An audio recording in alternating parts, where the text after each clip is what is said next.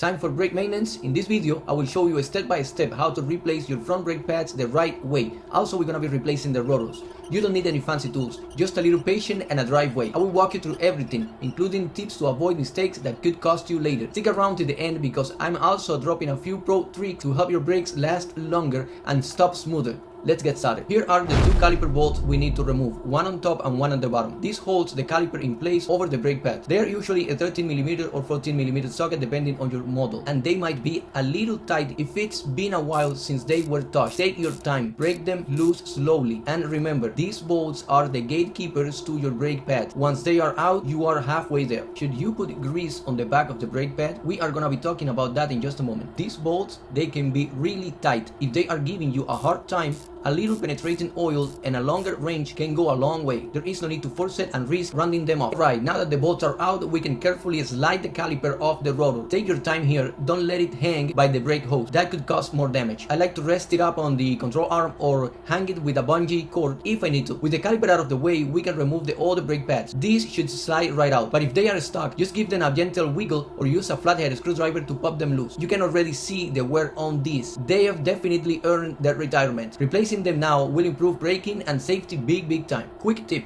if one pad is more worn than the other, that could be a sign of a sticky caliper or uneven brake hardware. Something to keep an eye on. I'm gonna remove this part of the caliper by just pulling. You will see why in a little bit. Now that the old pads are out, I'm going to compress the caliper piston back into place. This step is super important. It creates the space needed for the new, thicker brake pads to fit in. I'm using a brake caliper compression tool along with one of the old pads to evenly distribute the pressure. This helps avoid damaging the piston surface. Take it slow and steady. You don't want to force it. If it is really tough to push in, it could mean the caliper is seized and you might need to replace it. But in most cases, it should go back in nice and smooth. Here is a little pro tip. Before you start this step, make sure to pop the cap off your brake fluid reservoir. Compressing the piston can push fluid back up into the system and you don't want to build up too much pressure. I'm applying a bit of high temperature brake grease to the caliper pins. This helps them slide smoothly and prevents uneven wear or sticking down the road. I'm also putting a thin layer of grease on the back of the brake pad where it presses against the caliper piston. This helps reduce vibration and those annoying squeaking noises that can show up later. Just a light coat is all you need. Don't overdo it, and definitely keep the grease off the pad surface or rotors. We want smooth braking, not slippery braking. This is one of the Jeep Patriot maintenance every single DIYer should be able to do. If this video is helping you out, don't forget to hit that subscribe button. I post step-by-step DIY car repairs like this one all the time to save you time, money, and headache. Alright, with the caliper and pads out of the way, we can slide off the old rotor. Sometimes they come off easy, and other times might need a few taps with a mallet if there is rust holding it in place. Here is the new rotor. Make sure to give it a good wipe with brake cleaner to remove any protective oil coating before installing it. Then we just line it up and slide it right onto the hub. A clean surface and proper seating are key for smooth braking and no vibration later on. As you saw in the video, with the rotor in place and the caliper with the brake pad ready, we're gonna go ahead and start putting it all together. Now we are reinstalling the caliper and tightening down the two bolts we removed earlier, one on the top and one on the bottom. Make sure everything is lined up properly and the pads are sitting in place. These bolts are what keeps the brakes secure, so make sure they are snugged up to the correct torque spec. If you don't have any torque wrench, just tighten them firmly, but don't go full Hulk on them. A little thread locker can also help prevent them from backing out over time, especially if you drive in rough conditions, but I prefer not to use that. Alright, let's do a quick final check before we put the wheel back on. Make sure the caliper bolts are tight, the brake pads are seated properly,